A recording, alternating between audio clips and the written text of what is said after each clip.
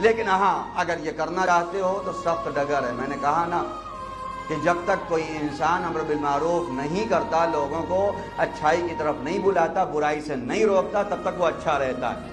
میں آیا ہوں آپ کے یہاں مجلس پڑھنے کے لیے، تقریر کرنے کے لیے، 4 دن 5 دن رہنا ہے آپ کے لیے.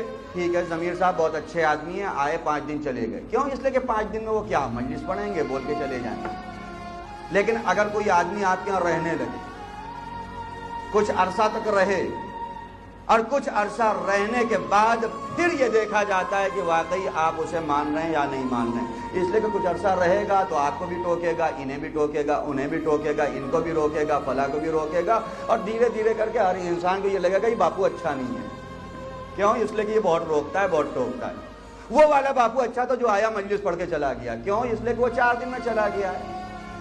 جو آ کے چلا جائے وہ اچھا رہتا ہے، جو برابر روکے ٹوکے وہ اچھا نہیں ہوتا. آج ہم سب امام زمان کے موافق ہیں، امام کے چاہنے والے ہیں. کیوں؟ اس لیے کہ میں تلخ جملہ کہہ رہا ہوں، اس لیے کہ امام پردہ غیب میں جس دن امام آ کے ہمارے درمیان رہنے لگیں گے پھر روکیں گے یہ والا تمہارا کام صحیح نہیں ہے، یہ جو تم کام کر رہے ہو یہ والا صحیح نہیں. مولا سارا بزنس تو اسی پہ ہے، اب اس کو چھوڑیں کیسے؟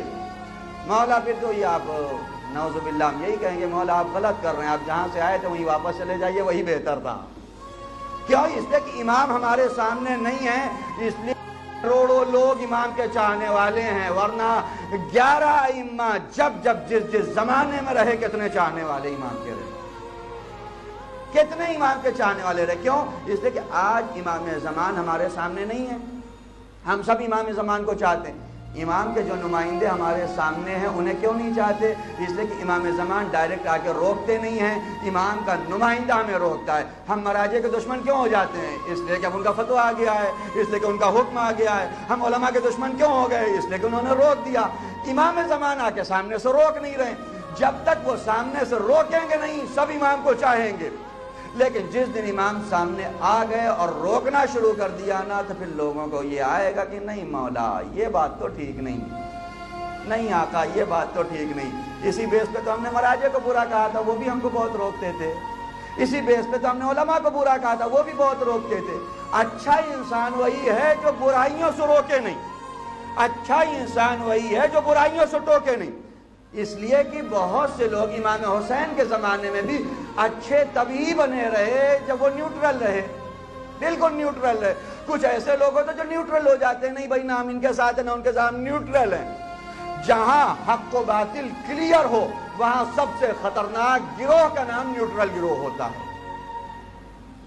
سب سے خطرناک گروہ کا نام نیوٹرل ہوتا ہے. اس لیے کہ آخری تک طے ہی نہیں کر پاتا میں کس فیلڈ میں ہوں، میں کس کے ساتھ ہوں، میں کس کے طرف ہوں. غالباً شہید مطہری کا جملہ ہے کہ کربلا میں 3 طرح کے لوگ تھے. ایک امام حسین آخرت مل گئی، ایک یزید کچھ دن کے لیے صحیح 2-3 سال کے لیے لیکن دنیا مل گئی، ایک عمر سعد جیسا جو آخری تک طے ہی نہیں کر پایا دنیا چاہیے کہ آخرت چاہیے. وہ سوچتا رہا دنیا بھی مل جائے آخرت بھی مل جائے، دونوں ساتھ میں رہیں، مولا بھی مل جائے اور دنیا بھی مل جائے. نہ اسے امام حسین ملے اور نہ شہر رے اور مکے کا گندم ملا. یہی ہوتا ہے آخری میں نتیجہ. جو بالکل اپنے آپ کو سوچتے ہیں کہ یا تو دونوں مل جائے یا کسی سے کوئی مطلب نہیں.